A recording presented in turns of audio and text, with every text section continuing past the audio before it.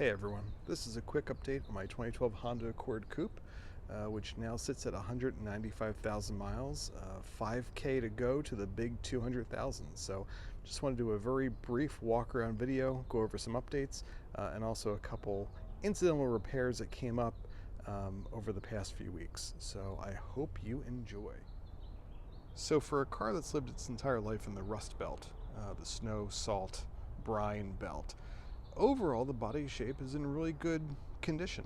But this one quarter panel, the passenger side rear, has been the problem child for me in terms of rust and corrosion. I initially had a rust spot form right about here, and a local body shop took care of that in Highland Park, New Jersey, Al Mesky Auto Body. And that repair has held beautifully over the last several years since it was done. But about a month and a half ago, I noticed rust down here on the lower corner of the fender, and also over here, right about here on the back part of the quarter panel. So I dropped the car off at Mesky Auto Body earlier this week, and I just got it back yesterday, and they did a great job. The rust is gone. I don't know why this section of the car continues to struggle with rust, whether it was a factory issue or the previous owner did something. This is the original factory body panel, so I don't know. I'll keep an eye on it. I talked to the owner of the body shop about replacing the entire quarter panel, and he thought that was not cost effective. He said, just stay ahead of it, stay ahead of any rust that forms, and it should be good to go. So fingers crossed that that's the last major bodywork repair for a while. I did finally clean up my engine bay a little bit, although that's not why I'm showing this. The other repair actually happened under the hood. One of the few non-maintenance services I've had to have done on this car since I bought it.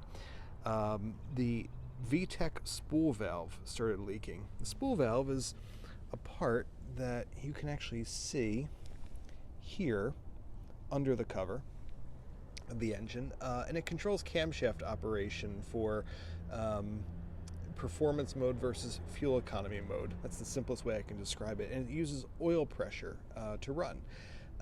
And I noticed oil building up on the engine block down near where the dipstick meets the engine block, and that was a sign of a leak. That's one of the few known failure points on this engine is the VTEC spool valve, and the problem is the leak there causes it to leak down onto the alternator, frying the alternator. As soon as I saw the leak, I checked my oil about once a week, and I saw oil pooling on the block, and so I called the dealership, made an appointment, got it in the next day, and the mechanic congratulated me for the earliest that someone has ever spotted a leak on that part of the engine. Usually, he said, when that leak occurs, someone finds out because their alternator has died, so their car has died, and their car has been towed in now with a very pricey repair of the spool valve and the alternator. The service advisor actually had to look up the price of the valve repair by itself, because usually it's the entire shebang of the alternator, the spool valve, other associated seals and parts. So I saved myself quite a bit of money. Aside from that, the engine's running well. Honestly, this thing runs as well as the day I bought it, so I continue to be happy with it. And fingers crossed that that's the last major stop for the next 5,000 miles. The interior is still holding up well.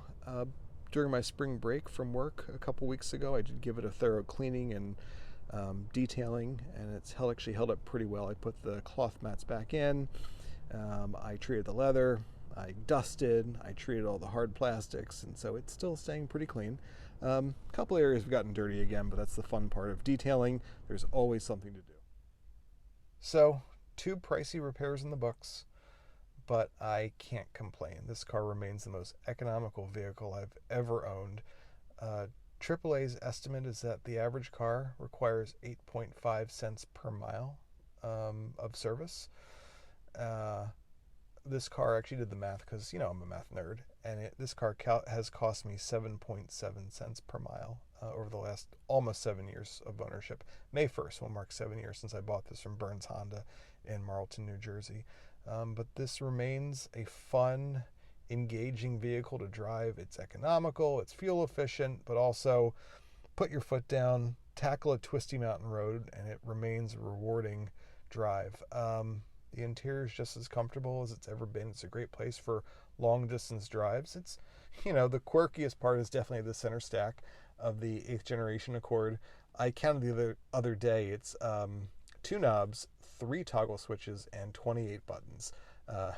Certainly a hallmark of mid 2000s designing ethos, but I've gotten so used to it at this point, and I actually wonder if, how long it would take me to learn a new car. This one, I know what I'm reaching for without even looking off from the road. I can just reach over, adjust what I need to adjust on the stack, and off I go. So the F-15 fighter jet cockpit definitely is a true description of this car.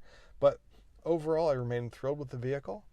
And as you can see, it starts on the first try every time.